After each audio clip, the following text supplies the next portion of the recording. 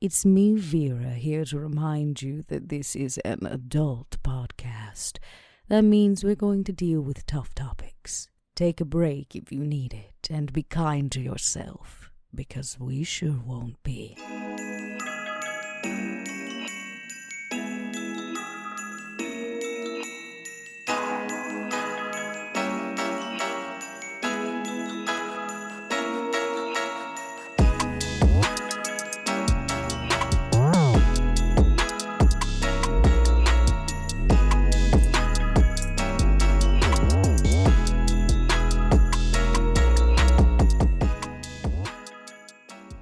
Hello, what's up everybody? How's it going? Welcome to Stitch of Fate, Vampire the Masquerade 5th edition stream for today. Hello, happy holidays, what's going on? As always, I am your storyteller, Mike Martin, joined by my 4 players, Max, Dot, Bub, and Josh. Hi. Hey guys. Hey, how you doing? This is so fancy. The We're setup so is fancy. Look how fancy we are, everybody. Say it with us. I know, right? It would be a shame if we only ever used this one time. What a shame. Hopefully that's not what's going to happen. Right? Oh, weird. Hit that follow button, please, everybody. Yeah, this is a brand new Twitch channel, so we are working with like bare bones everything. We're not even, affiliated to the Twitch yet. So if you guys are new to this channel and are excited for more streams, hit the follow button because you will see more in the future. We can promise you that much. Before we obviously get going, if you guys are new or have been following for a while and want to looking for the sub button or don't know what to do, since we don't have it yet, the best thing you can do is head to our Patreon. If you head to patreon.com/podbynight, you can support us directly there. Or if you just want to throw us a direct support, we actually have a PayPal link. Is that right, Dot? Below. Set up below the Twitch stream below. Yeah, hopefully in time we will have that sub button and all those good bells and whistles will come our way. But until then, that's the best you can do to help us out. I'm excited. It's been a while since the 5 of us have gotten together to do a stream. I think since last holiday. But in general, I haven't done a D&D stream in friggin' forever. So this is nice. So, but yeah, before we jump into it, I also want to shout out Gnome, our wonderful editor who's in chat right now. What up, bud? You will not be getting any of the extra special edits. All rules conversations will be happening on stream today. So if you're used to that being edited out, you can thank Gnome for that and also be ready for it today. I can't think if there's anything else that we want to kind of throw at the forefront. If anybody wants to pick it up. Dot, Merch, y'all. There's holiday sales running and stuff. Don't forget, there's links below for that too. I got to see Mark in his Stitch of Fate t-shirt. It looked really good. He looked all snazzy. Yeah, I wore it at PAX. Yeah, PAX Unplugged. But yeah, a couple people have started showing off their t-shirts and their mugs and their stuff. So, what better stocking stuffer than Duke's face on a mug? Yeah, I mean, you could. His mug on a mug. Who's that? You can stuff my stocking. Oh. I wasn't ready. Yeah. Yeah.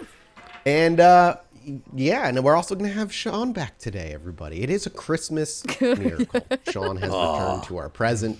You know something? He's My back. heart just grew 3 sizes. Exactly.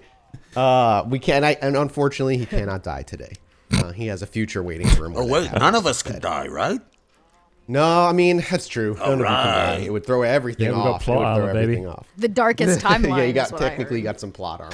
Ooh, flashbacks are great for that. Yeah, you can do anything and almost get away with it. All right, if that's all then, if you guys are ready, we can dive right into this. To give you a setup chat, this is taking place in 2011, if I am correct, or is it 2012? I think it's 2011. Second Christmas. Yeah, the last one was It's the second 2010, Christmas. Yeah, the first one was in 2010, I believe. So, yeah, this is a 2011 Christmas. Perfect.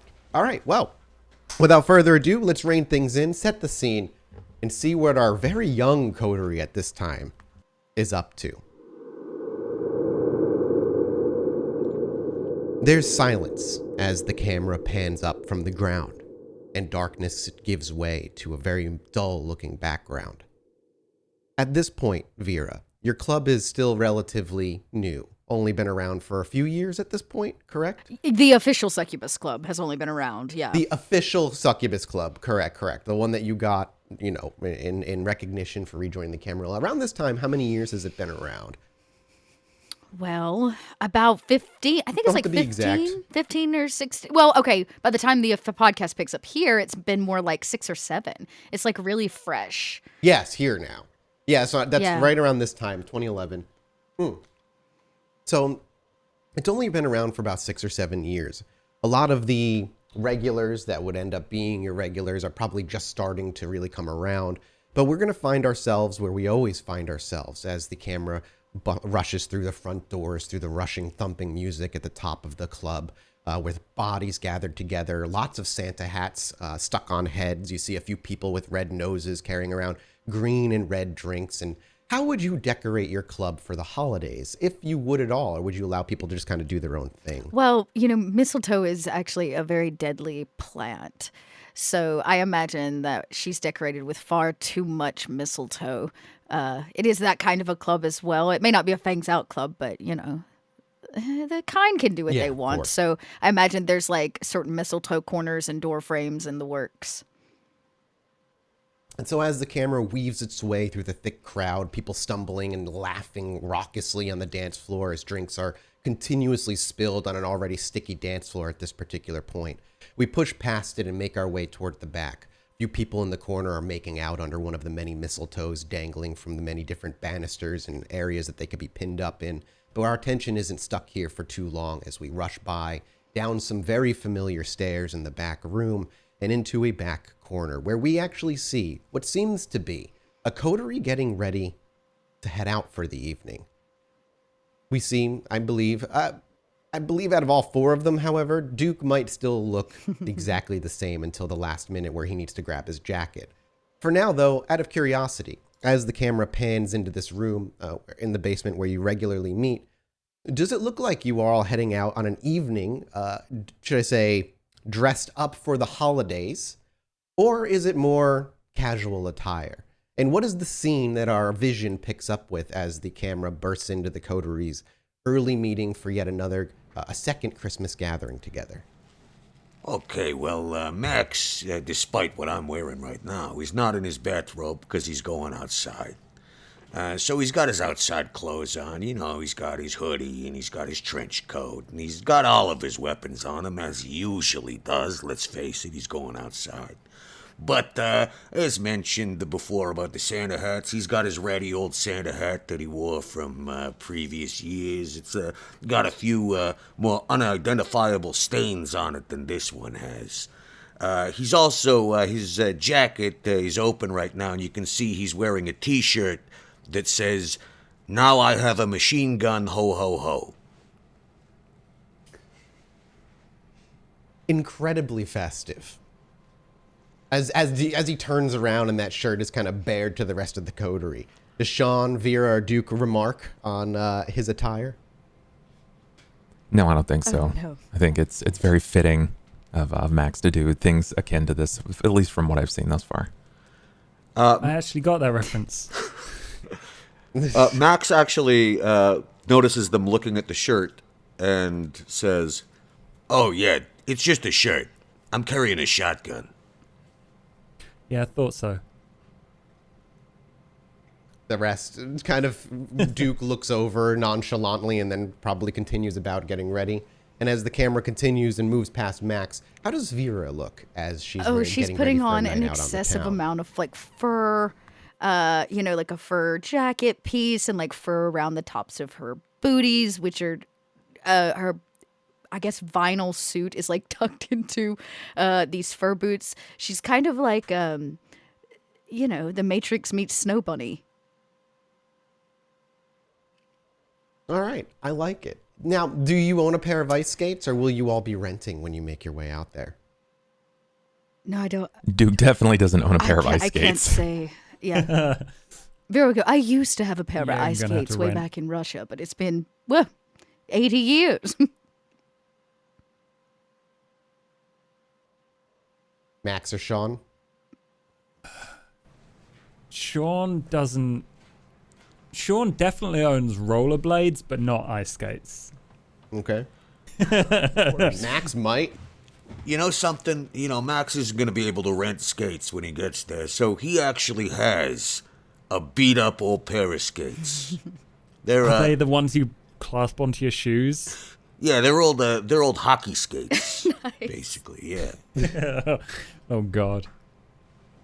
Who's, out of curiosity, as kind of we made this decision off camera, whose idea was it to go ice skating for this holiday? Who would have pitched that idea? I think we were canonically in my head. I believe that like last year the idea was pitched by Sean to do a white elephant, and I think the idea was that we cycle. It's a different idea every year by a different coterie member. So I think Duke may have pitched this for the sake of an outing that everyone might be able to enjoy. That's going to be a little different, not so shut in. Just curious then. So as the coterie continues to prep for whatever light conversation is had, there is an awareness that moving out into the public space does bring upon the knowledge that you will be mingling with kind this evening. There is going to be the winter break is happening all across New York City. Colleges are out, the streets are packed, and people are out later than even normal. And the rink is going to be filled with kind skating about. Carolers will be around and all that stuff. So the only one that matters for is going to be Max, because Max can't really be seen in public, even as he dresses himself up and stuff. It does a good amount to help him. However, for something this busy, you are going to need to be invisible. So I am going to need you to roll me a rouse check, since you're going to be needing to move while invisible as well. And you are muted as well. Yeah, sure thing. Max knows he's going to be going out, so even before he cloaks up, he goes to his little fridge, he pulls out a blood bag, drains it, takes 2 more, stuffs them into his coat, and then he's going to cloak up. Let's see. Excellent. You're so screwed if you fall over. Yeah, don't. Let's hope you make some good dex rolls. Dex athletics, maybe. Let's see here. Hold on. Oh, I gotta take my gloves off to to make this work. On the new sheets, where's my rouse check here? Oh, I don't think these ones have an actual button for that anymore. Yeah, I don't think so either. So there's like a little diamond dice. Oh yeah, D10 that's in the right. top Yeah, left. you just have to roll the It's D10. Probably best. Okay, just a random D10 in the wild. Yeah, Yeah, just a yeah. single one basically. Yeah. Oh, There you go. success. Okay. You do not gain a hunger as everybody's throwing on their coats and getting ready to head outside, as you can't, as much as you'd like to go out in short sleeves because it doesn't really bother you all that much, to keep up appearances amongst the kind, one will have to dress like them. And as you're throwing on your clothing and getting ready to make your way out, as Max spins on his heel and begins to walk out the door with a single step, he ripples out of existence, and he's gone. No, within whispering range, you know he's nearby. As you make your way upstairs, does John chauffeur you to the ice Yes, rink? of course. As you make your way up the stairs and open up the back door, a gentle snowfall greets all of your faces, as there's a small dusting on the ground as the flurry begins to pick up a little bit. And in the back, a running vehicle with John over by the passenger side door, already opened for you, Vera, makes a grand gesture with his left arm for you to make your way inside. Well, I'm first in, of course. Vera steps in. Yep. So as Vera steps in elegantly and takes her seat, the passenger side door is shut. John shuffles his way over to the next one, opens it for Duke or Sean, or he doesn't know Max is there, but assumes Max is there. And as the 3 of you begin to pile into the back seat, the door is shut. John takes his time, makes his way to the driver's seat, and with the roar of the engine, the car rolls off the driveway into the main roads of heavy New York traffic. You'll be in this car for about an hour or so as you make your way there. You can watching the people with shopping bags at their arms walking by on the sidewalks, and constant honking of horns throughout all of New York City traffic. But unless there's any conversation the 4 of you would like to have here in this car while you are alone. Oh, Yeah. Sean has a Christmas present for them all, so now seems like a good time. He takes a tin out of this giant puffer jacket that he's wearing, and opens it. It's like, anyone want to help me light up a Christmas tree? And he shows it, and there's like a blunt for each of them. Are you asking us to do drugs, Sean? Yeah. Well, last year you didn't seem to enjoy Call of Duty, so I thought, why not share my other enjoyed it. interests? I put it up as a mirror. Max will reach forward and That's where it grab one of the blunts and like, okay, this is just grass, right? You didn't sprinkle nothing on here. This ain't no PCP laced devil's lettuce or nothing. And I'm not doing anything fancy with it now. Yeah, all right, why not? Duke, are So, you going to, Max- to smoke Okay, the so Max- grass? No, I don't believe I will be. Max will pull out his lighter, light up the joint. Gonna use Blush of Life. That was my next question was, are you going to kind of just smoke it as a habit, or are you going to No, enjoy he's it? actually So going to make me a want to rouse be check. affected by this. Okay. We don't see Max do this very often. No, he normally smokes, but just for effect. But he actually wants to get stoned, so... Well, I didn't know you were cool, Max. Okay. You got 1 hunger point as Max. You can feel, again, it doesn't happen for you often because you just don't bother. As the warmth into your fingertips comes back, you can feel your heart give a faint faux beat on the inside of your chest, and your lungs come to life as you actually take a breath and, okay, and now you can light it up and enjoy it. And Max is a pro smoker. He doesn't cough, I haven't imagine. smoked grass, well, since I partied with the Flappers, but I guess we can give it a try. I slide a cigarette extender, like, out of my sleeve, and I put this joint in the end of it. And Vera will, I guess, Vera's going to light up. She, too, will roll to smoke this blunt. Oh, and Max rolled a 4 on his rouse check, by the way. Okay. So you gain a hunger then, Max. So as he gains that hunger, he reaches in, pops one of the blood bags, and goes, it's been a while, but these things always give me the munchies. And he'll drain the cold, congealed blood from the blood bag, pull out the other one. Anybody else? I find myself quite the opposite. All right, more for me. And Vera, without gaining any hunger, you too feel your organs kick back to life, the blood run through your veins, warm again, and you light up the blunt at the end of the cigarette extender and very fancifully take a drag and take a hit. And we watch as Max and Vera get stoned on the car ride in, along with Sean, who doesn't have to blush of life because he's a thin blood. And you feel it. Best and you're bonus. feeling Madness, good. I'm curious. Yeah, it's a nice little bonus. Would this? I'm assuming this might be one of the first times that I've seen Sean actually like extensively use any kind of drug in front of us. He's talked about it, and in previous life, in his living life, we probably have known that. But I'm asking because I know how kindred respond to open flame. Mm-hmm. Would Sean have an adverse reaction as a kindred to open flame? Yeah, most new, for those who may be new and are watching, most new licks, most new kindred are obviously immediately flinch toward flame. Most of the time need to make a fear roll if they see open flame, depending on how big it is. Over time, kindred can like train themselves not to flinch. It doesn't stop the beast from inside from flinching whenever a flame kicks up. But yeah, somebody new like Sean might still wince very openly toward flame. Sean does not. He's got the lighter right up against his face as he lights it, like it's very clearly not affecting him, and he wouldn't know any different. Like, he doesn't know this would be weird. It's very true. Nobody would have educated you on that in that terms. Not even Larson in this short year, as you've kind of were like an emergency adoption, more or less, as you were kind of left to wake up on your own somewhere in the back streets of New York with no sire. So yeah, Larson never really taught you, probably because either Larson didn't think of it, maybe Larson isn't affected by it either. Vera. So yeah, Duke, you take note. Vera. I kind of like lean in at this point. Yes. Sean doesn't fear flame. He's a new turn. And he doesn't fear flame at all. It's rather rare.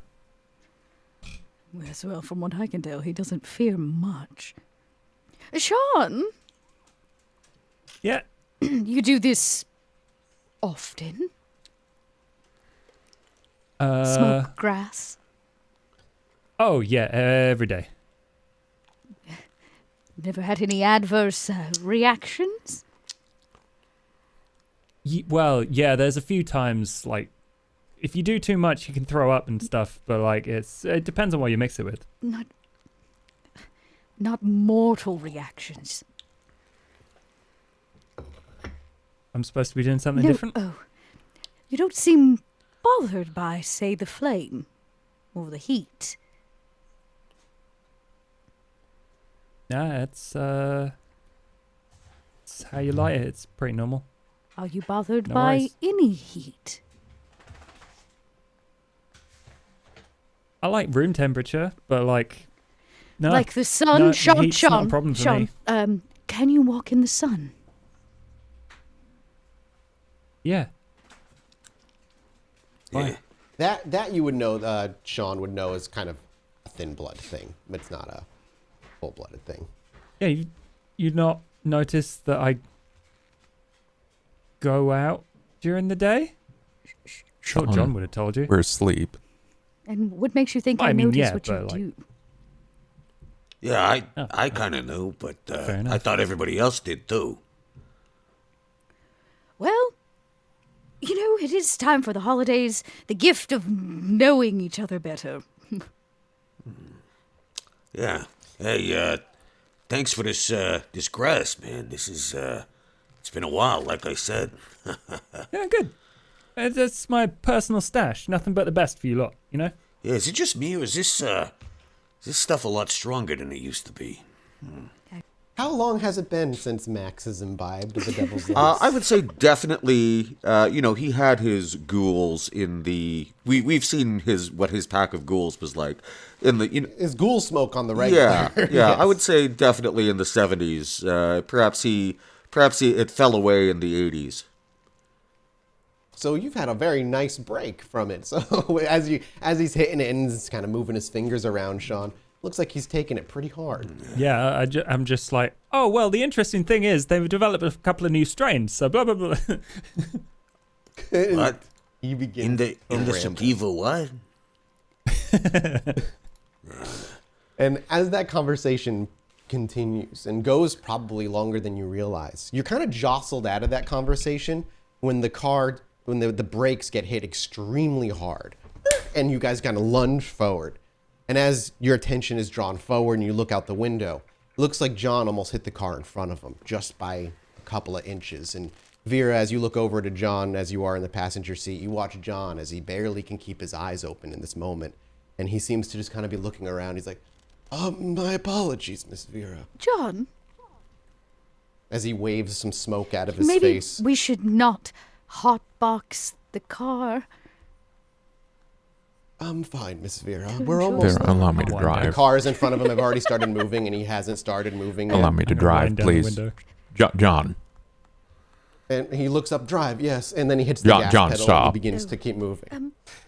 Would you like to make a roll, just to persuade him? Give me you don't have to make I'm not asking for like a discipline check, but if you'd like to make a manipulation, persuasion roll, Yeah. perhaps? Yeah, I think I'll do that. Poor John. I imagine at that point, Vera's like rolling the window down. just a letting little, some of the smoke yeah, billow coming out out the the side. side. Persuasion, manip. Boom. I got 2 successes.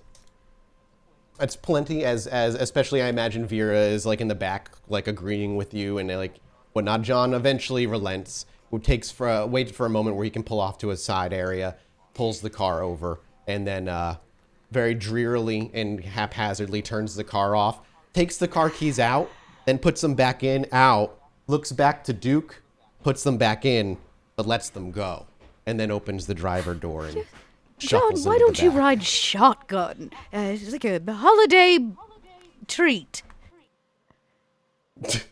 It doesn't take much. He stops short, goes back the other way, shuffles around through the snow, leaving in the snow like the snail trail of where his 2 shuffling feet have moved. And as he makes his way around to the other side, he steps into the shotgun to the passenger side where Vera shuts him in, and Duke takes the driver's side. Vera walks her way in the back. Driver's been rearranged. You are only about 10 minutes out from where the ice rink is, as Duke then moves into the driver's seat. Do you have any driving points in drive? No, I don't think I have any points in drive. Okay. Doesn't matter. That really only, I would only call for that where if you were looking to cut time. Everybody in this world can basic drive. It's fine. You're just going to take the longest you can, aka traffic. I think in the next 10 or so minutes, you hit the road where John very quickly falls asleep in the passenger side, where a deep guttural snore starts kind of billowing out of his lips every deep breath he takes. He's having a good holiday. Thank you for allowing John to be Thank you, high. Sean. He looks like he needed it. I like you blaming Sean. Yeah, he's welcome to it. I'll make him something special when we get back. No, I think his I metabolism... feel bad about this. I feel bad. This is like accidentally getting your cat stoned. Well, at least he's sleeping. All right. And he'll be safe and warm in the car. That is actually a good question. As the drive comes to an end and Duke finds a place to park, it costs, what, $10? New York, I'm assuming there's like LA, lots of places you can park that just cost money, like garages and stuff. I've never been to New York personally other than one time for like 5 hours. Does anybody can correct me if I'm wrong, but I'm just going to assume I don't think anybody drives garage. in New York is the problem. Yes, that's That's why there's true. always It's not traffic. like LA at all. Oh, that's right. Never mind. Yeah, there's probably not much driving happening there at all. Eventually, Duke will have to find a place to park a couple blocks away. The question lingers, what to do with John? As the car comes to a stop and John is in extremely deep sleep in the passenger side. Can we not just roll the windows down or something? Vera, it's the middle of the winter. He will die. Oh. Well, are you going to wake him? I'll go get him a bottle of water for when he wakes up. But aside from that, I think he'll be all right?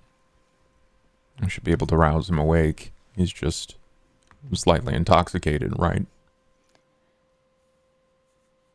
Slightly. I looked at Max. Slightly. Or more so. How's Max feeling right now? Hey, gotta admit, I'm flying pretty high. I imagine John, he might be out for a little while. Yes, the walk may do him some good. We need to dry him out. John?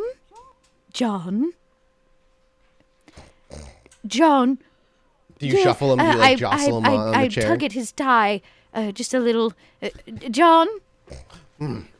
Yes, Madam Vera. And he blinks slowly keeps kind We of all one eye hope closed. you had a wonderful nap, but we can't leave you in the car. I fell asleep.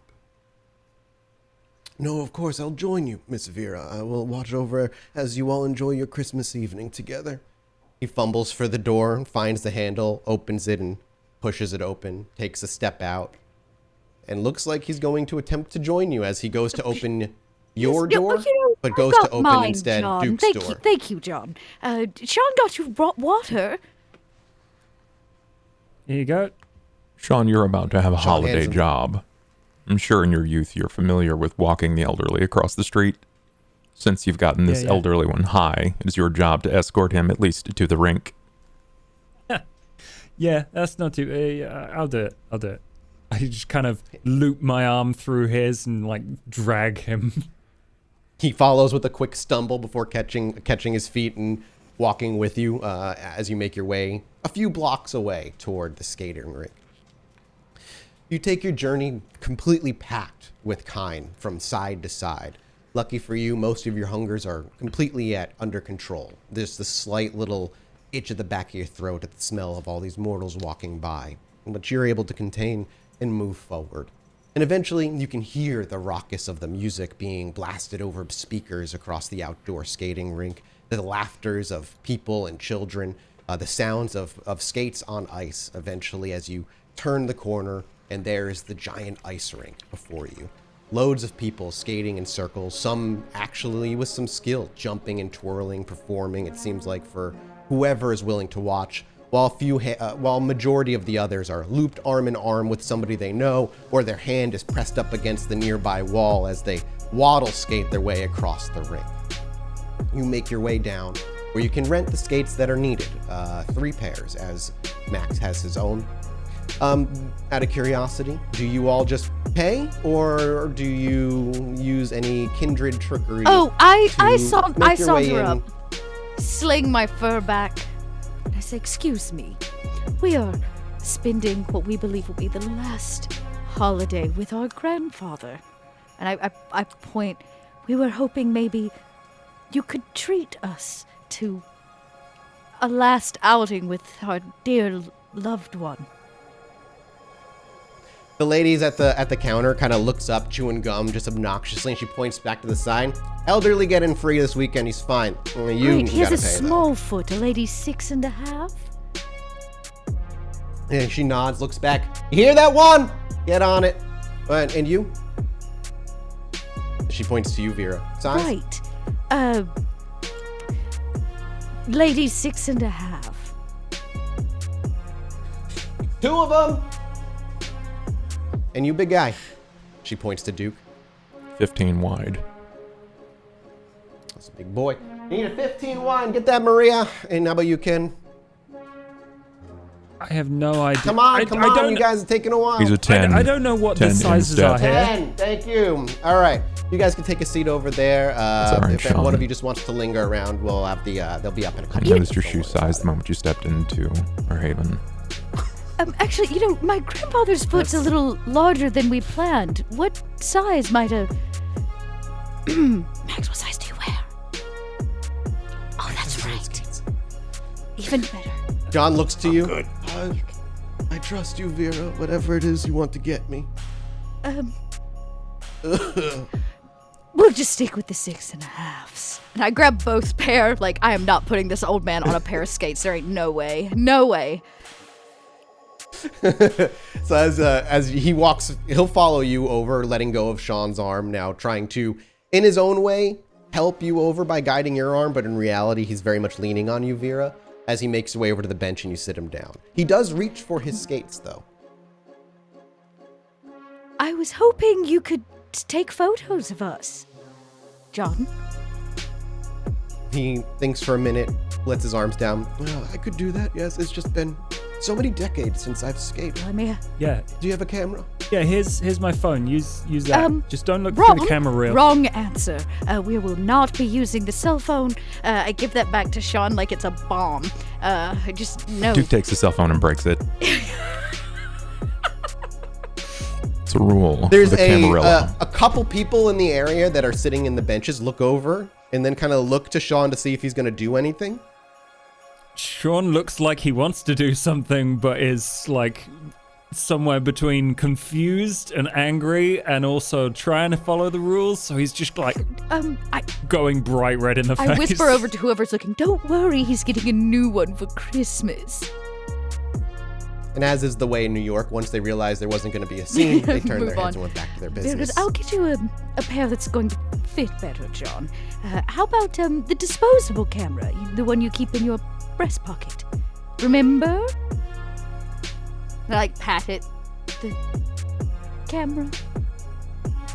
I pull it out of his breast pocket. This like Kodak, and I hand it over. Disposable one. I was like, you can take pictures on this, but I'm going to have to get you a larger pair of shoes. And he takes the camera. Of course, Vera, yes. I'm sorry, I almost forgot. And then he kind of just grabs the camera, sits down nearby, and just hangs out. The 4 of you, once your skates are on, you get the new pair of skates and the like. I imagine you just make your way onto the skating rink. Now, before anything dramatic or exciting happens, I have to know how good all 4 of you can skate. It's time to make some rolls for me, everybody. The question is, are you simply trying to skate competently, aka Dex Athletics, or are you trying to add flourish, aka Dex Performance? I think Max is gonna keep things simple. He's flying high right now. Simple's where he wants to be. I bet you the wind on his face feels amazing. Yeah, and plus, he don't get too fancy, He just he's gonna get from point A to point B. I love it, and nobody can even see you doing it. So give me a Dex Athletics roll. I think Duke is going to wait. Skating's not his forte. This was more for them than anything. He'll do it if they encourage him on the ice, but now someone has to babysit the old man. John's having a great time. He feels at peace. Oh, I bet he does. critical success. Oh, wow. No, I lie. Dang, no, not a you crit. did a messy critical. Oh, yeah, messy. You're right.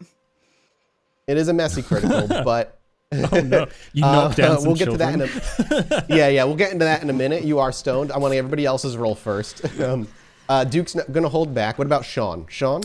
Sean's going real simple. He's just like trying to pick up speed, go round and round and round. He's just like zoning out.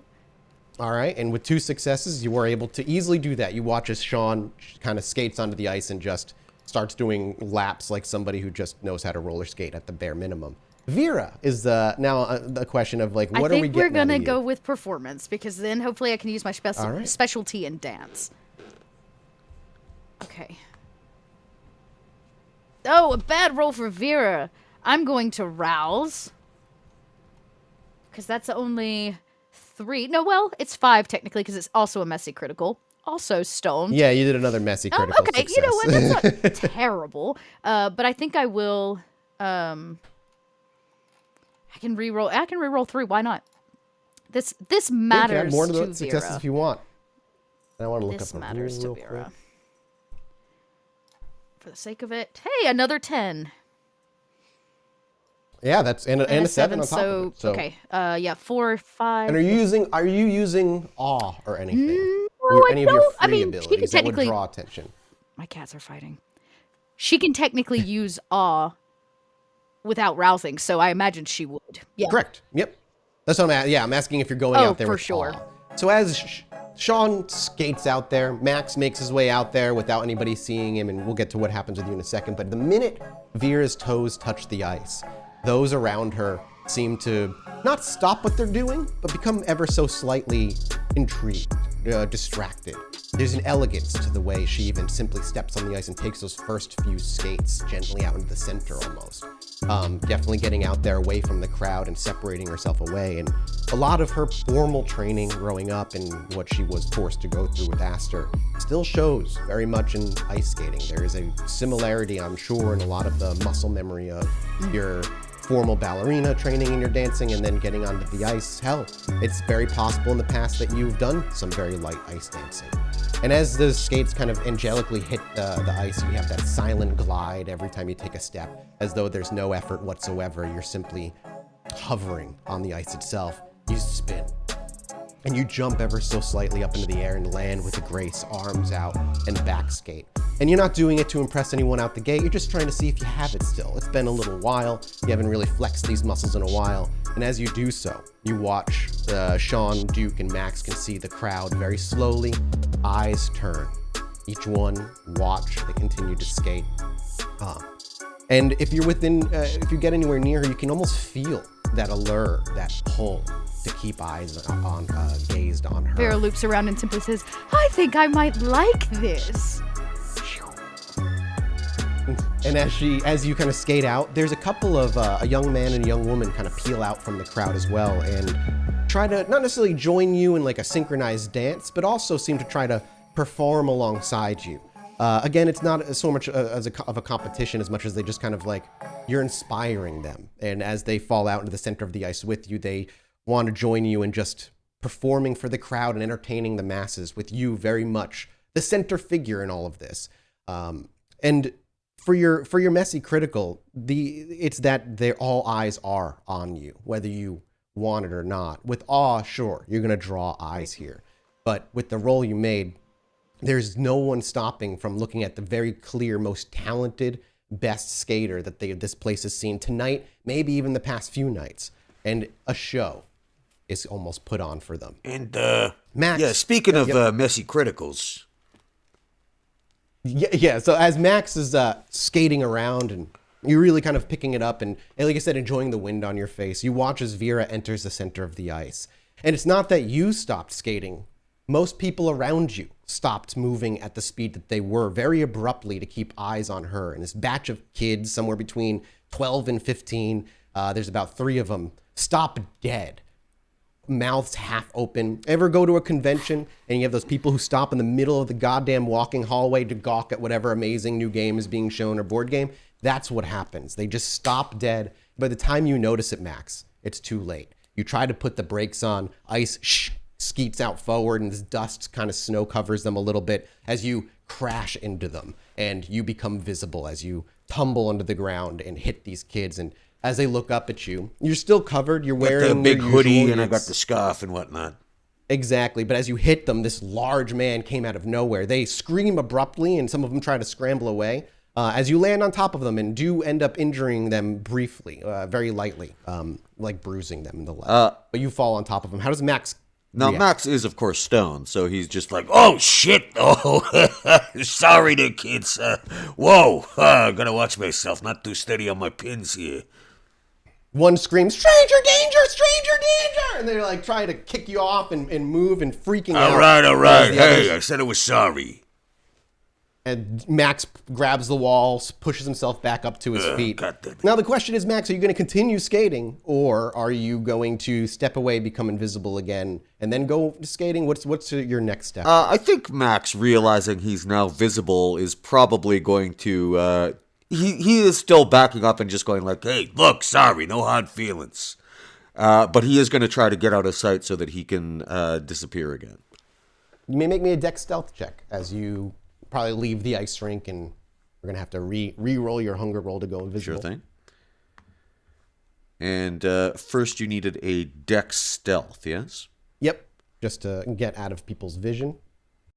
Excellent. With 3 successes, that's plenty for you to get out of people's prying eyes. People are much more distracted with the entertainment being put on in the center of the ice rink than paying attention to some hooded figure walking away. And now just give me a hunger roll or a rouse check and see if you gain any hunger. 6. Okay. You do not. And so you... Oh, wait. Do you... I'm confusing my NWAD rules and V5 rules. 6 and above for this one. Okay, 6 and above. 7 and above is NWAD. So you gain a success. You do not gain a hunger, and you ripple out of existence again. Max doesn't gain a vampiric hunger, but being stoned... And with working and he organs. rarely does this, and he's got Blush of Life going right now. He actually, he tries to snag a hot chocolate from, like, they probably got a stand or something. Yeah, you just want to pluck it off. Yeah, they probably got some pre-poured ones that they're putting, like the whipped cream on and whatnot. So he just sort of... And you do so. No need to make a roll. You simply just kind of walk by nonchalantly, snatch it off the shelf, and take a sip. It's like, man, it's been a while. But, yeah, it's Christmas. The first taste that hits your lips is that sweet whipped cream that's melted into the top layer of the hot chocolate a little bit. And it's that cool feeling that immediately gives way to that steaming hot chocolate as it hits your tongue. You can actually feel the burns happening on your lips, the light burns on your tongue. And as you swallow it down, and you can feel that rich chocolate flavor all over the back and coating your tongue, that heat, that warm feeling that goes right down to the center of your chest, trailing down to your stomach. You can trace it. And it's too bad I gotta puke this up later. It is rather unfortunate this is all going to come up, but in a weird way, maybe you get to enjoy it a second time. Yeah, there's that. Always look on the bright side of Christmas. The camera blur cuts back to Duke, sitting next to John. Out of curiosity, Duke, have you just been watching the events unfold nonchalantly from the bench? Yeah, I think Duke is probably watching from the bench as much as he can, and ushering John to sober up as much as he can as well. Every, passing 30, 40 seconds, he manages to tell him, drink, John. Take another drink, John. And without fail, every 30 to 40 seconds, he follows suit and takes a sip of water without question. And John is a respectable man. He knows that Duke is a man of few words, so John doesn't really initiate conversation at all. He simply sits, seems to very much be enjoying his peace and quiet and his time around all these people and sipping as needed. And then, after a little bit of time, pictures, he does get up, make his way over and start snapping I'll pictures. move with him. Okay. As you move with him and you stand next to him as he's snapping pictures, can can I get a wits awareness from you? Sure, I can do that. 4 successes. As John is snapping pictures and Duke is very aware of his surroundings, as he always is, keeping an eye out over shoulders. Other Camarilla could be walking in, anarchs, or worse. You realize, you see him initially first, but you pay him no heed as you look away. But every time you look over to John, just past him, there's this group. Maybe 4, no, looks like 5 altogether. Somewhere in their late teens, early 20s maybe. You've got a couple of girls and 3 guys. And the guy at the center, he's got short blonde hair, completely clean shaven with a white button-down shirt and black dress pants and shoes. And he looks to be holding some sort of book. As you look over, it looks like it's probably a Bible. But what catches your eye isn't necessarily this guy holding a Bible or this group of people. It's that him in particular is smiling at you. And he just locked eyes with you and he's just smiling. You're watching him fidget with the book a little bit. However, he's not approaching. And I would say he's maybe 15 feet away or so from where you're at with his group of people. They're all dressed very similarly as well. Very plain white top, black skirt or black pants with dress shoes on all of them. The moment that we kind of catch eyes, I kind of like do the lip bite and like head tilt of like, excuse me, and kind of like move on. As soon as you do so, he almost takes it as an invitation, and he starts to move, and the other 4 begin to move with him. Comes through some people, a crowd, and you realize the only reason he's standing out more than the others is because he's also wearing a red rope around his neck that dangles to each side. And as he walks up with book in hand, he smiles widely, and he's like, "I apologize, I didn't mean to make anything weird there for a minute, but the name's," and he reaches out forward with his hands. "You can call me David." Extend my hand. Duke. He shakes his. "Good to meet you, Duke. We are from a local church nearby, and we've been caroling, and there's just something was pulling me towards you. Like maybe you need a passage from the good word." And he smiles. I appreciate the offer, but if I can, I'm just here spending time with my grandfather, and my personal gesture over. My personal beliefs do not align with yours. He nods. "Well, would you allow us to sing you?" And he gestures to those around him. A carol? We carol as well after every passage. "We could just carol for you." And he smiles. I'm a Satanist. Go away. He chuckles at that. And he kind of makes some motions, and they begin to hum, and then you hear the beginnings of what's the Little Drummer Boy as they begin to belt out Little Drummer Boy for you. A few people kind of look their way over, but they never say anything. They kind of just pay their own mind. John, we're moving. And they begin to sing. John looks over as you. What'd you say? We're moving, John. John looks over as you look over to John. He's like bobbing his head to the music. Really enjoying it with like a half open eye. I think Vera like slides up, like really gracefully on her ice skates and says, "Shh, John, Yep. You did put the skates on, right?" You look down at his feet and he has not. "Duke, do you have your skates on?" I do. I put my hand out. Come on, Duke. I'll usher out and find and make sure that I'm pulling John definitely behind. As you're pulling him onto the ice rink, struggling, or not struggling, but he seems confused for a minute. The carol seems to be ending, and the man with the short blonde hair and the rope around his neck runs up and he opens his book and begins to start shouting a passage at you guys as you start moving your way onto the ice. Hang on, I need to roll for John. Poor John. On the ice. I would like to help if at all possible. I will keep hands on him. Yeah, you'll give him a bonus D10. Please don't die, John. Whoa! Yay! he wow, John is the weed has helped his aching bones as he steps onto the ice with freaking like 6-7 successes or whatever. Just takes to it like a fish to water. Still very much leaning on Vera. It's not like he's whipping out these amazing maneuvers, but there's little effort to keep him standing when he hits the ice. And as you're making your way out onto the ice, you can hear him shouting, "And the Archangel Gabriel said unto him that there would always be mercy for those who follow the wrong road. And you shall call this forgiveness, and to tell your children of it, for by the road may they come once again to dwell in the light." And just shouts it at you guys as you skate away. Is he yelling at us, Duke? Dude, he's very much yelling at you guys. Yes, Duke he will is. actually hear a voice just near his ear. So, friend of yours? Not at all. Eventually, as you move, you kind of not like dead silent answer, just that straight answer, skate away.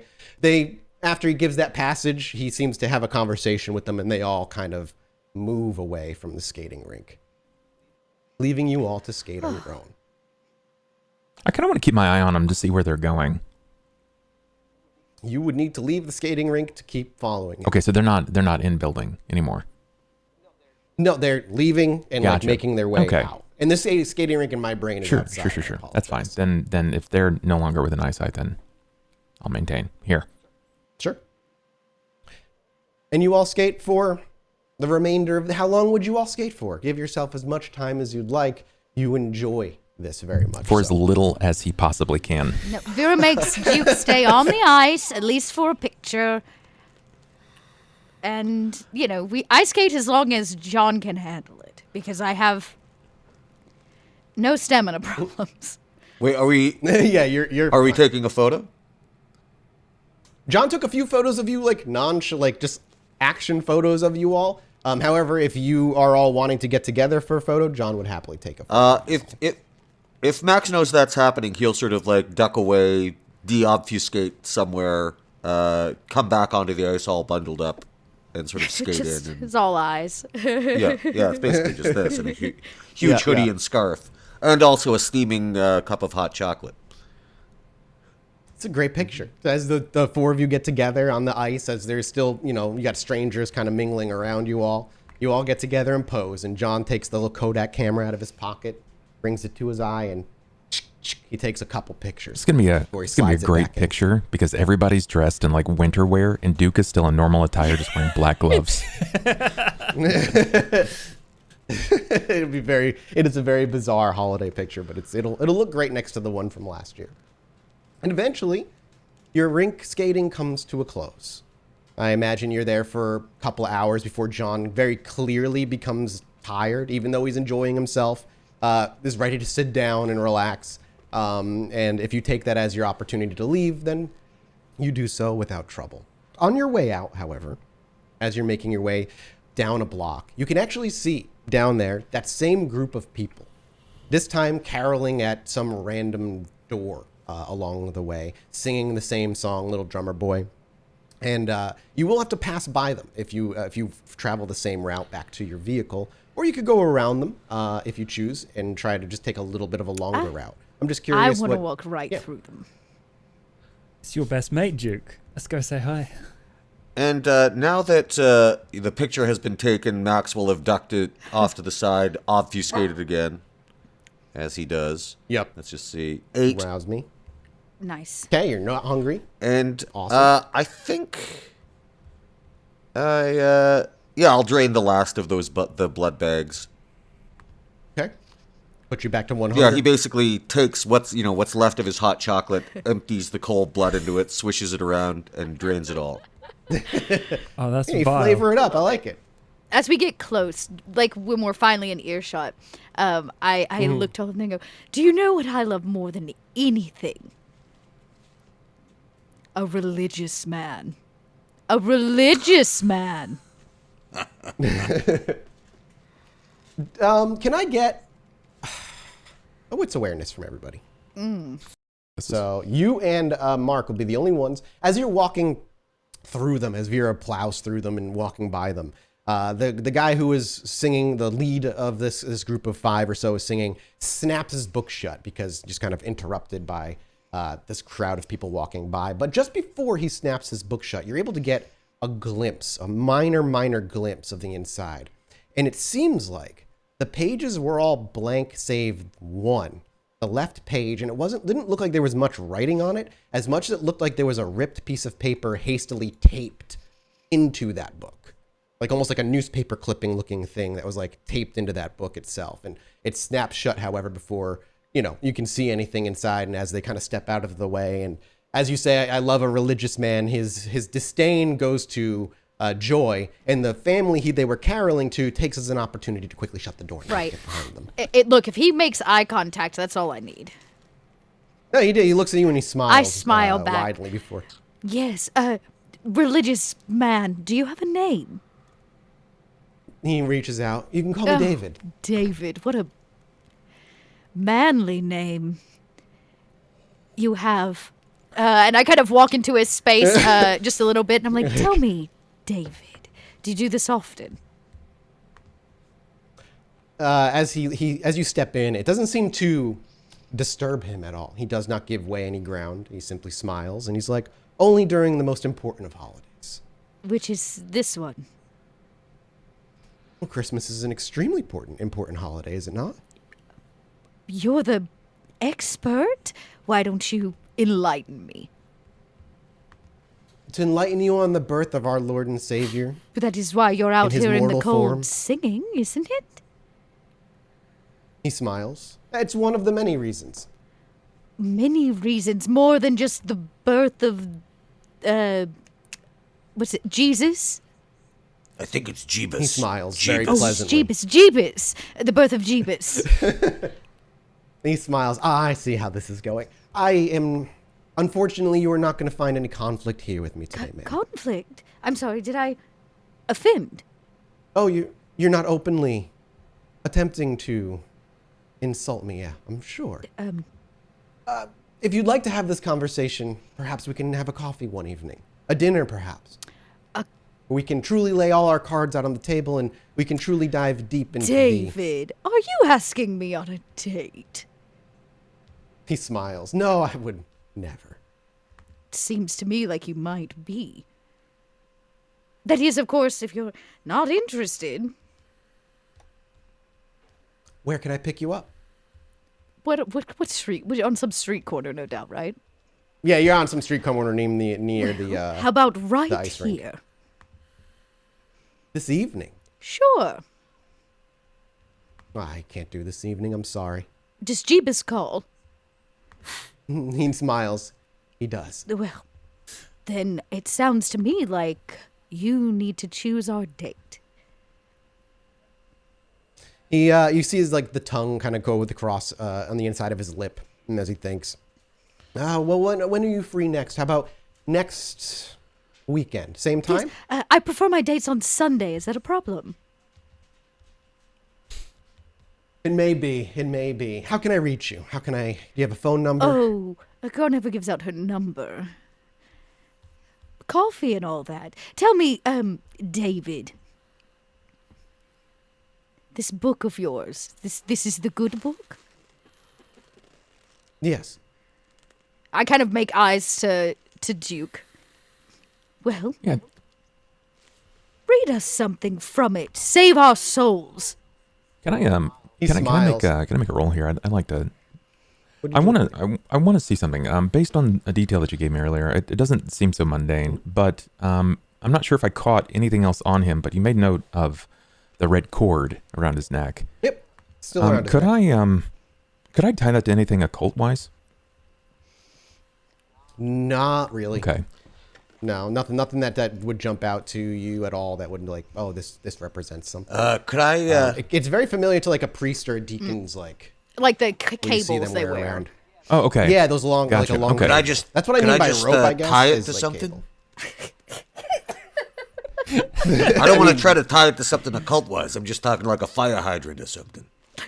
You want to tie it around his neck and then tie it to a fire hydrant? Oh Or wait, it's just not grab it tied and to tie his it? neck. It's just never mind. It's just it's around his shoulder. Yeah, basically. I'm too stoned to pull a prank like this. Let's go Yeah, home. you're a Let's little- go home. When it becomes clear to him that there really is no middle ground per se, he does kind of let the conversation die, Vera, and gives pleasantries, but is ready to move on to the next door or block or wherever he seems to be ready to go. Is there any attempt to keep him talking, Yes, you didn't read me your scripture.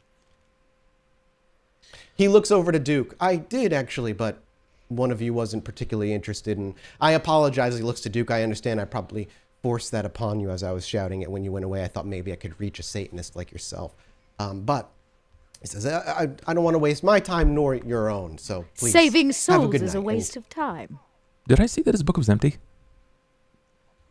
You and Max saw what I told you saw. What looked like a newspaper clipping taped onto the inside and a blank page on the Blank other page. side. So it's not an empty book. It's just the first like flip white page. Like that page that he was on, it was completely empty save for What particular Bible is it? that.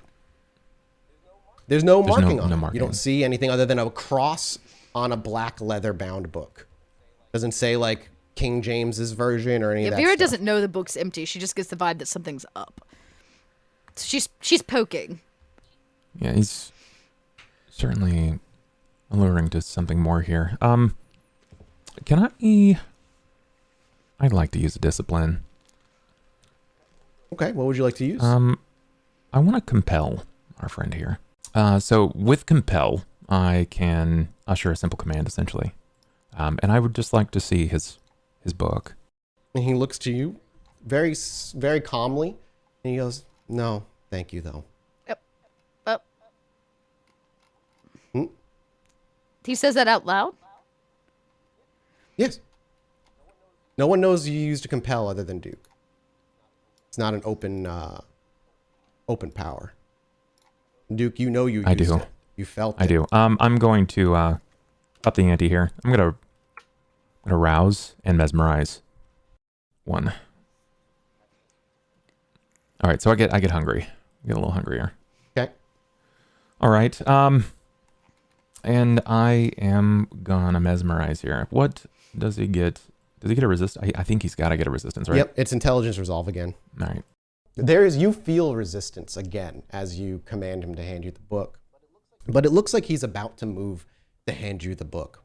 And as he's moving his hand forward and kind of willingly doing so, the 4 around him quickly step in front. 2 push his hand down, and the others kind of step in front to block the gaze, and they begin to push him away.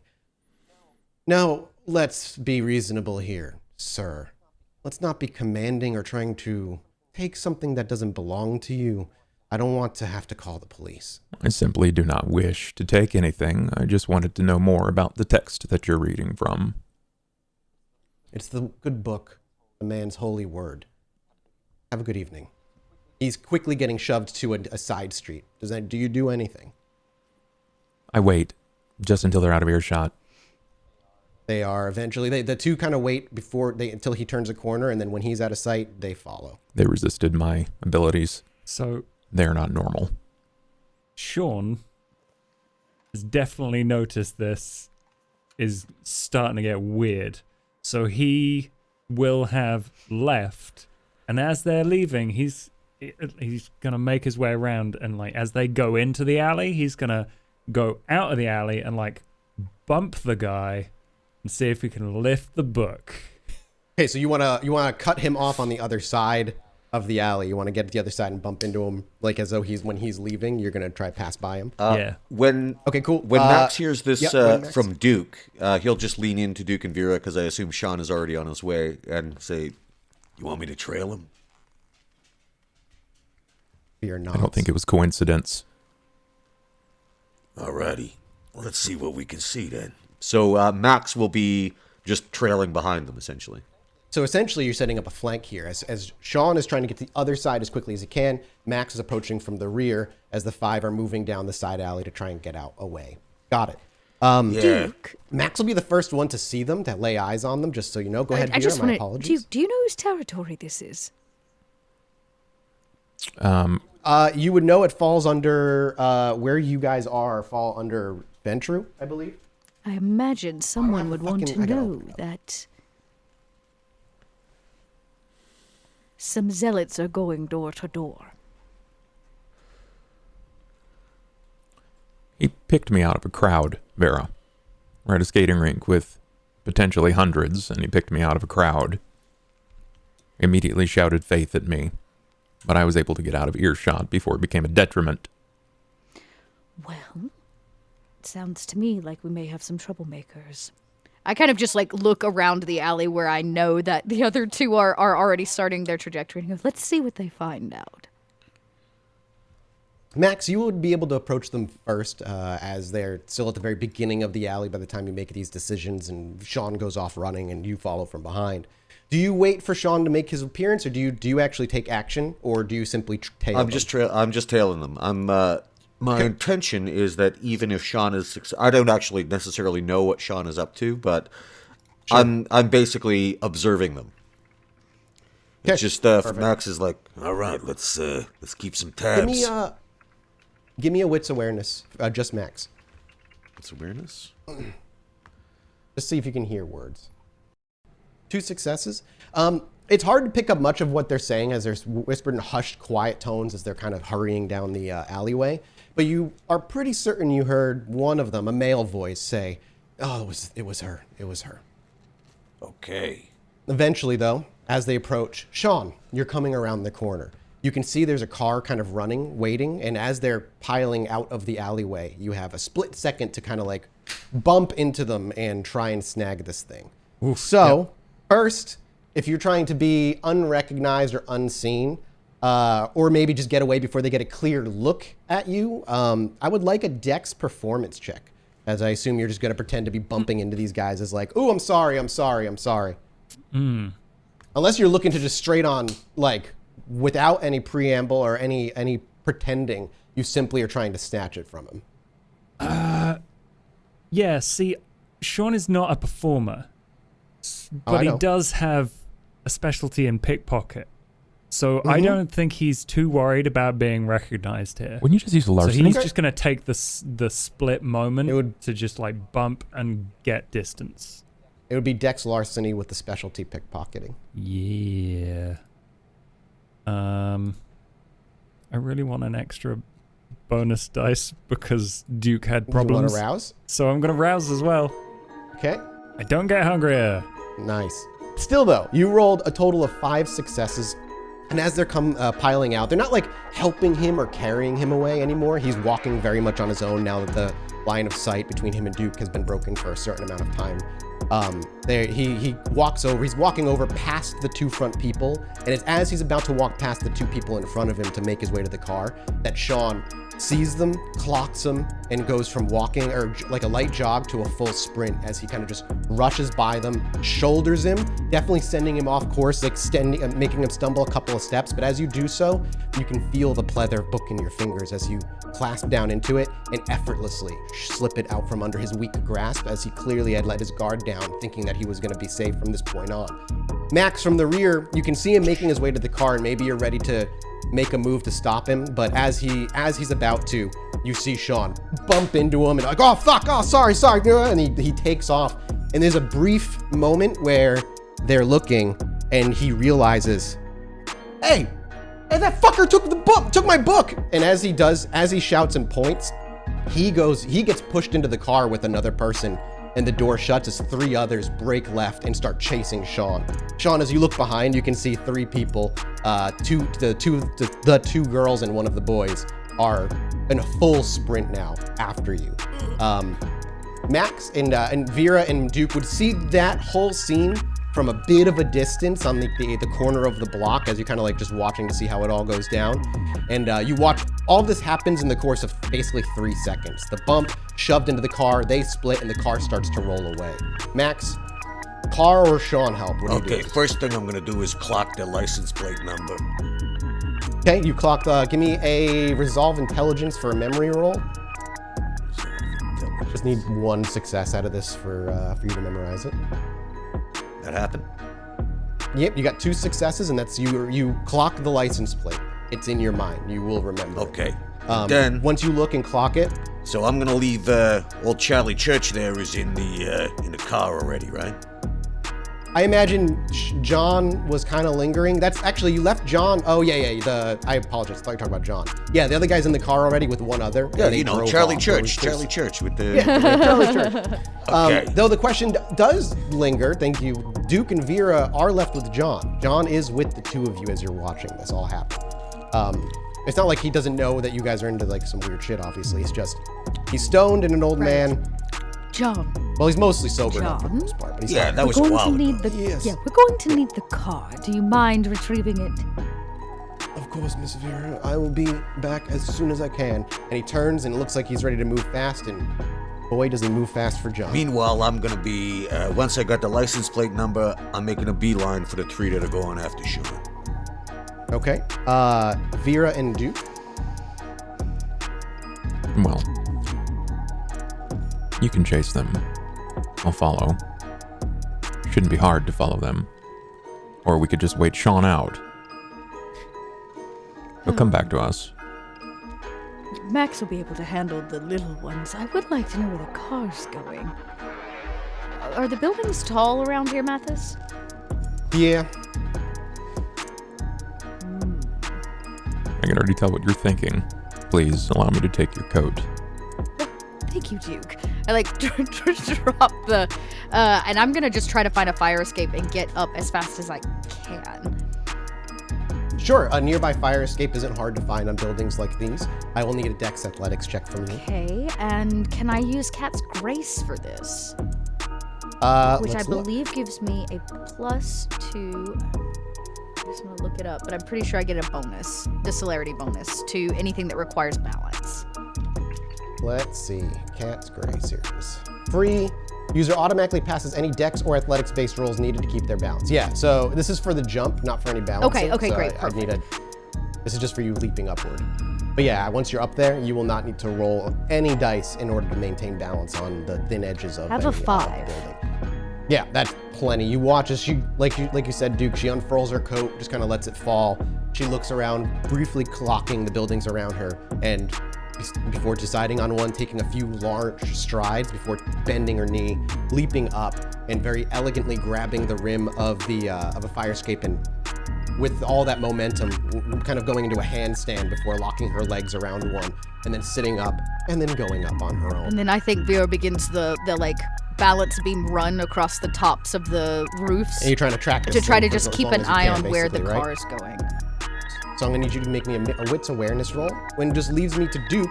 Duke, what are you doing in this entire situation? You're kind of sat in the center as everybody spreads about. Duke begins walking in the direction of where he saw everyone else going. The largest mass. So you're just gonna. So as the camera blur pans down from where Vera is, all the noises of the street get louder again, and as we clock onto Duke's face, it's a very close-up shot.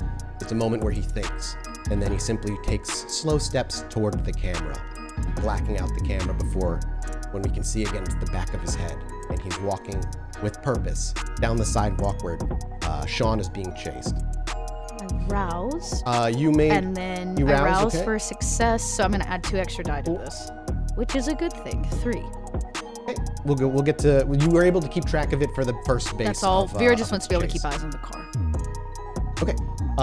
Sean, however, what are you doing now that you look back and you can see them chasing you? Right. Sean should run. Sean's plan is to run, dart round a corner, and then just use Cloak of Shadows and hope that they run past. That's right. You have Cloak of Shadows. I forgot about that. He's just a level 1, but it's still handy. Yeah. I just want to check something real quick on the rules. Cool. Okay. So we watch as Sean quickly breaks down an alley. I'm not going to make you make a stealth dex because it wasn't very silent. You broke down an alleyway. But you kind of pin up near a close dumpster that just blocks the vision of the alley, and you Cloak of Shadows, which is free, correct? Yes. Okay. And as soon as you sit still for a moment, you kind of just hold your breath, and then eventually your body dissipates. You very quickly hear the sounds of many footsteps turning, some disgruntled voices, yeah, down that way! And then as they kind of start running, they start looking around very slowly. Which leads me to Max, who would have now at this point catch up to that point where they turned down an alley chasing Sean that you saw him go down. And it looks like they've kind of stopped and they're looking around, not realizing obviously that you've been following them because you're invisible. What do you do at this point? I'm gonna keep on observing and get close, try to hear what they're saying. Okay, they stay relatively quiet, but you watch as they come down this alleyway. One of the girls pulls a pistol out of the back of her pants, while the other two down near their shoes pull out a couple of pocket knives that they then have to flip open. Like, just be careful. You don't know what he's capable of. And they start slowly looking through the alleyway. Only one of them will actually technically get a roll here, but we'll see.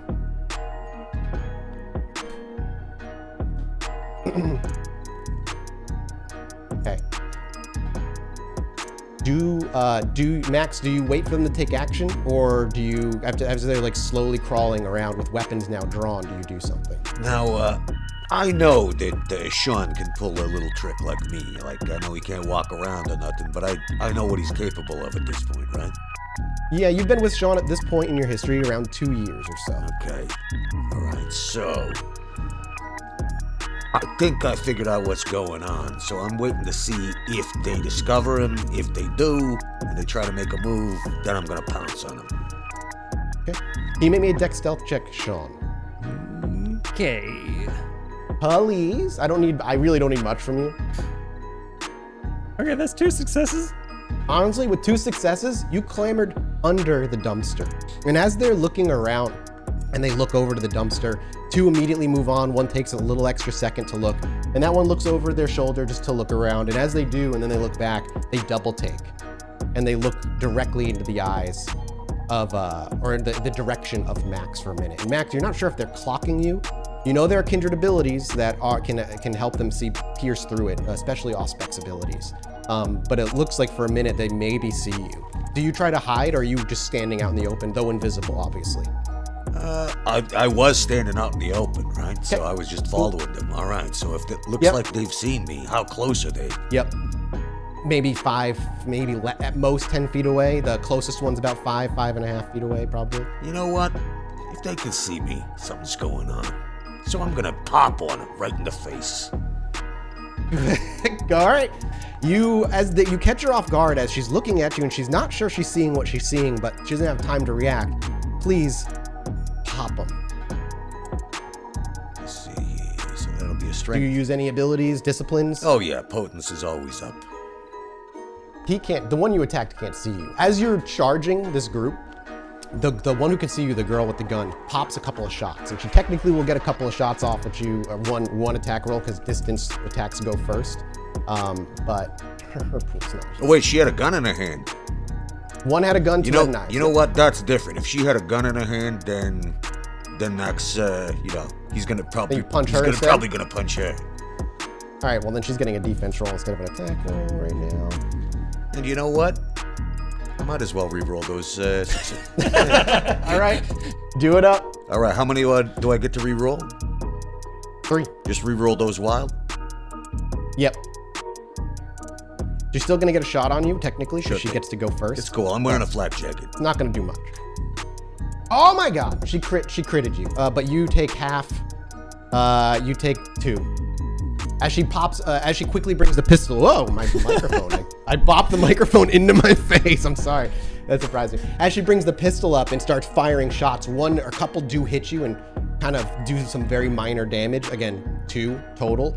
But as you rush up and you bring your fist up, you run it right through her nose. You watch her teeth and her eyes collapse in on itself as blood spatters out forward and out the back of her head as the rest of her skull fragments shatter, brain spatters in the back, and as her body starts to fall back, your arm is left held there with just this goo dripping off of it.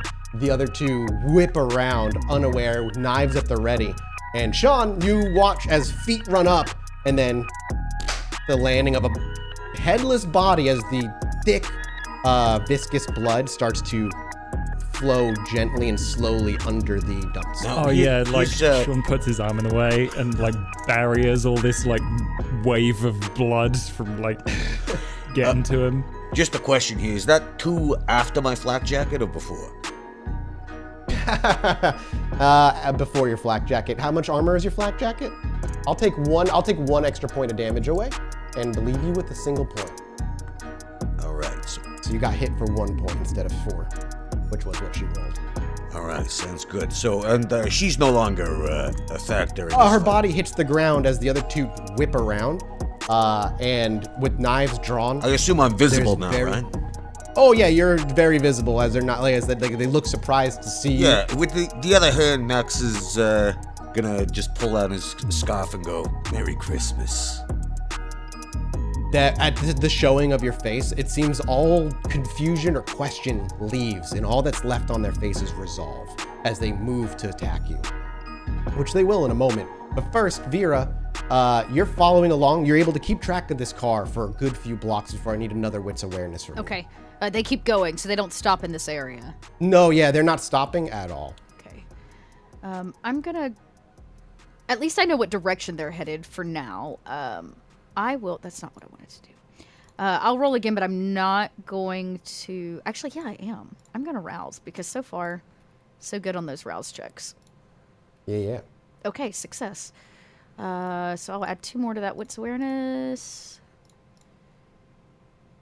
Another 3. Awesome. Okay, so you are able to continue keeping track, and I'll update you Great. on the next round. Before they attack you, Max, where you'll get a defensive roll, the question I have for Duke is, you continuing to walk in the distance. You can see them kind of break into an alleyway. Is the plan to just continue walking until you catch up with them? Yes. Okay, because eventually John is going to come around with the car, basically, and you're going to be the only one that's going to be immediately visible to him. It'll probably be like, well, actually, he's probably a good distance away. So we'll see if that actually happens. But okay, you're going to continue walking.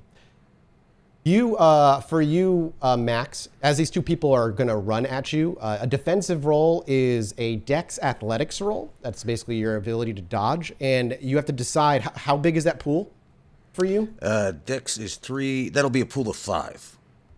With a pool of 5, you need to dictate how many dice you want to put to each person attacking you. There's 2 people attacking you, and you have to split that pool amongst the 2. One person's going to get 3 or 2. One person's going to get 1, and another person's going to get 4. What do you want? How do you want to do that? Do you want to split it as evenly as you can? What do these 2 guys got? They both got knives, right? They just both got knives that they pulled out and like like a flip knife, not even like a really big knife or sword. It just came out of their shoe. You know, and they flipped it. I do have my machete on me, so I could do the old Crocodile Dundee routine, but it's probably going to be easier to just punch through their faces. You know what? The one that's closest to me, I'm going to give him 3 and the other guy 2.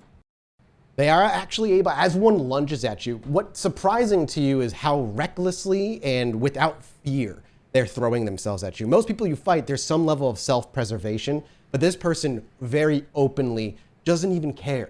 No form of defense, and just lunges right for your neck. And while they're coming at you with the knife to just kind of dig into the side, you're able to push them off to the side. However, they're still able to dig the knife deep into the side of your left shoulder. However, because you are who you are and you took what damage you took, you take another single point of damage. As let's just not say the knife went all the way in, but it did go like an inch in before you kind of knocked it away and ripped it out. Sure, this is... The other one stops short. This though. is superficial, right? Yes, correct. This is superficial. The other one stops short. I have to make a row, and I need you to make me a stamina survival check, please. Stamina survival, all right. Yes, sir. Would my specialty of urban stealth come into play here? No, it would not. Not here. All right. That happen? You could only reroll one of those if you choose to. Did that go through? Yep, I see it. You got 2 successes. Yeah, you can reroll one of those if you want. I'll reroll one. Okay, go ahead and use a willpower and reroll. There we go. 3 successes. Okay, with 3 successes versus what I rolled. Basically, what ends up happening is that the person who had a knife stops short after they see what you did to the first one that attacked you. And as they stop short, they take the knife and plunge it into their own palm. And as they rip it out, the blood that kind of sprays outward very quickly turns from a liquid to a mist, a red mist. And then the mist pours forth and begins to wrap around you very much like a snake. And as it continues to pour forth, eventually, as best you can, you're trying to fight it off. Like any good fog, it just gets thick again till you simply cannot see. There's no way for you to see through it. And not only can you not see, you spend the rest of the next turn hacking and coughing as it's just filling your orifices completely with this thick smoke. Sean, on the underneath the dumpster, you can kind of see something's happening, and you can hear Max knock somebody away, and then all of a sudden start coughing, very openly start coughing. Does Sean want to do anything in this moment? Want to, yes. Yeah, you know what? Max is here, which makes this 10 times safer than it was previously. So he's gonna like roll out from under the dumpster, grab the gun that the girl had. Sure. Do you leave the book under the dumpster out of curiosity? Yeah, he doesn't want to. He wants to make sure. That Okay, yeah, just want to make sure. Get Good. back in. So you roll out from under the dumpster. Now you're visible because you moved. Oh yeah, and then and he's gonna just shoot Grab the the guy gun. in the back of the head who's doing the smoky thing. Okay. All right. Interesting. I like it. I will go ahead and make me a roll. They will get, unfortunately, not much because they don't see this coming. You you rolled 3 plus the gun's extra damage that it does. As you kind of roll out from under the dumpster, very quickly kind of grab the gun and scrape it across the asphalt and level it at the person who's got blood smoke pouring from their palm. We hear the loud crack of a shot. Duke, you can hear that from where you are. You're not super close yet, but you're getting close, and you can hear the echo of a shot from behind. And Sean, you watch as the bullet clearly passes through the back of their head as they immediately fall forward, face first onto the ground, and blood pours out from underneath. That works. There's only one person left who is now still trying to attack Max. Max, you gonna punch him? Okay, so when this guy goes down, does that mist go away? No, that's right. You got the mist around you. No, the mist does not go away immediately. Okay, but I know around where the guy with the knife was, right? It says the only way this thing can go away technically is when the scene ends or he voluntarily makes it go away, which can't happen anymore. All right, but I got a rough idea of where this guy with the knife was because he was closest take a to me. minus. Yeah, you can still make a swing, but you take a -3 penalty on your dice pool when you do. Okay, well that's what I'm gonna do. Okay. With 6 successes, you can feel them coming at you. They're clinging to your body, trying desperately to jam this knife into you as best they can, wildly flailing. It's bouncing off your thick bat-like skin most of the time. But as they're coming down a second, like a third or a fourth time, you kind of understand the angle that they've come from, and you catch their arm in the act. And as you hold their arm up, you can feel their shoulder snap as you force it up and take your left hand, jam it into their gut and into their ribs, and you feel just more blood pour forth as you rip your fist out and the insides just spill onto the floor beneath you, and you just drop the body down. It's at that point, Duke. That's what happens with the lethal body. Sorry about that, pal. And Sean, you kind of stare. You just killed somebody. You watched Max kill 2, and Duke turns the corner right around this point. Vera, you watch the vehicle all the way until it hits the highway, and it hits the highway going north. Great. Okay, so they're at least not in this neighborhood. That's good to know. And they don't turn around and come back for their crew. Also good to know. No. Okay. No. Yeah, no. And if you make your way back, you would eventually see John. Seems like he's circling the blocks as he normally would, not staying in one place at any given time. However, combat ends. Where would you... let's just start in the alleyway for now, and we'll make our way out. Max and Sean, the first two to see each other before Duke rounds the corner. You look like Father Christmas. You're all red, and... well, you're not giving out presents, but... yeah, well, I'm a regular jolly old elf. It's true, kid. All you right, might have been down a chimney with all this smoke. Like, I brush it away. That's a really cool effect, by the way. Yeah, I did that. And Duke, as he's wafting away smoke, is when you turn the corner and you see 3 dead bodies on the ground, with Max and Sean waving away some remnants of, looks like fog. What does it look like outside of the alley? Are there any civilians, anything like that? They're, of course, a good chunk away from the front of the alley where most of the violence took place. There are still civilians going around. When the gunshot happened, you watched a lot of civilians more or less scatter out of the way. But you do know that a gunshot means eventually in New York, cops will show up. But on a night like tonight, that's probably incredibly busy for them. You probably have a lot more time than you normally would. Okay. I looked at them. Do they seem well composed? Max and Sean? Do you look well composed, Max and Sean? Yeah, Max is like, what the hell was that crap? Yeah, there was Sure something seems fishy like- about them for sure. I don't know, some kind of blood magic, who could say? Yeah, it could have been Tremere. Tremere do weird shit like that all the time. Okay. If they seem fine, there's the dumpster right here, right? Okay. Yes. Question, the bodies. They're still there, right? Yes. You're watching as they slowly begin to dust away. Okay, so they were Oh. kindred, no question.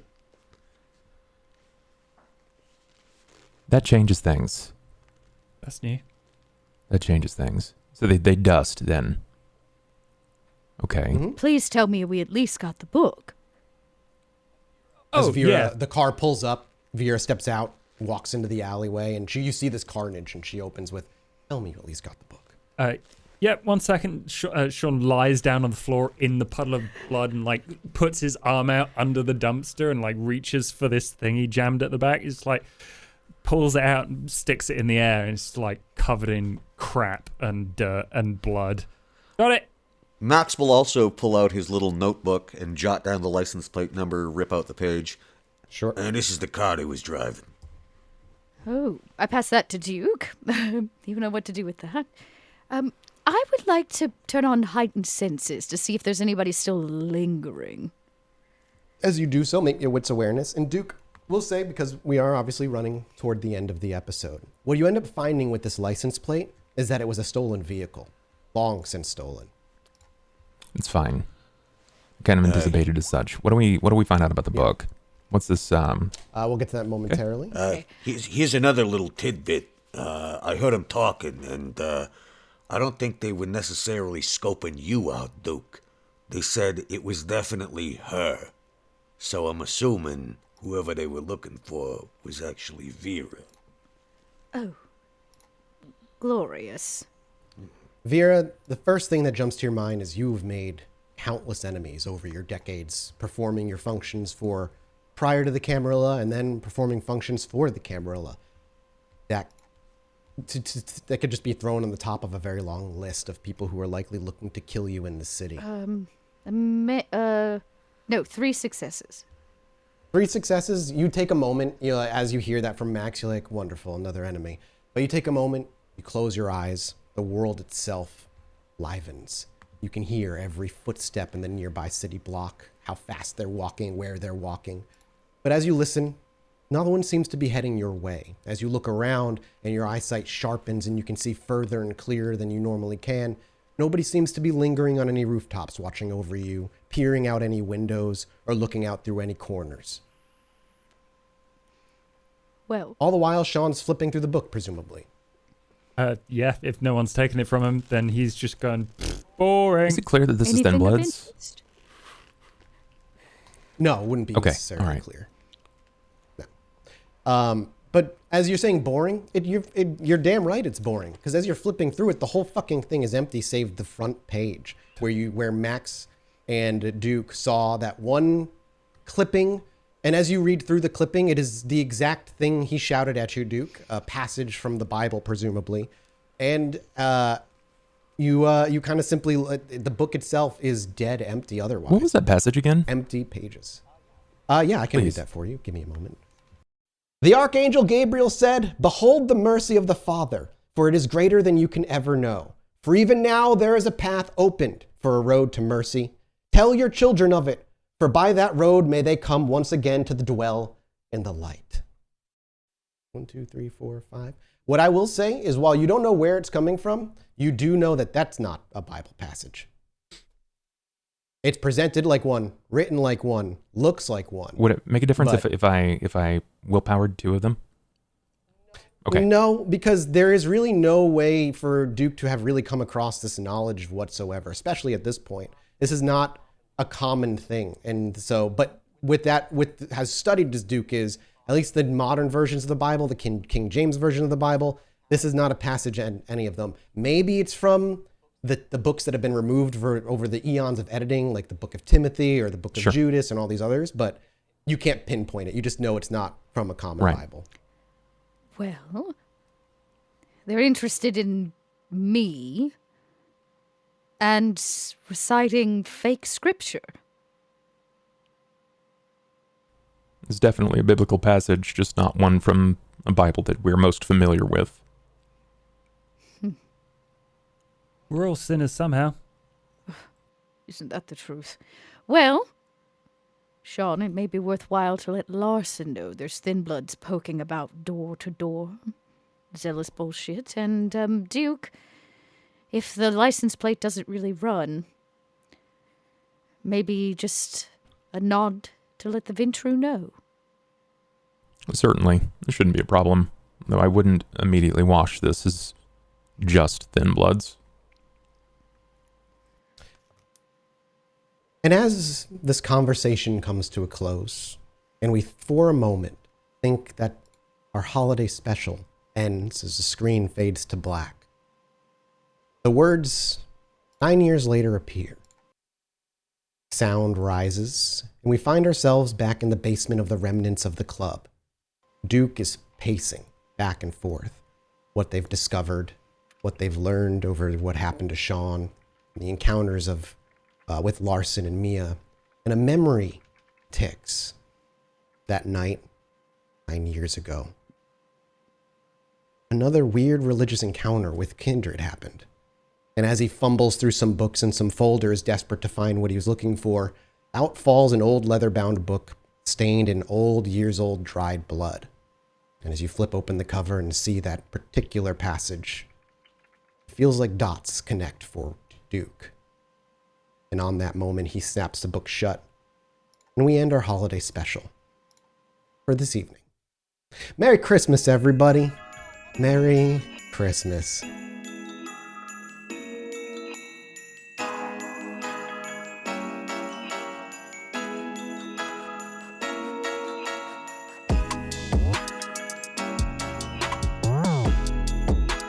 Oh, hi, mortals. It's me, Vera Volkov, here to ask you for a little favor.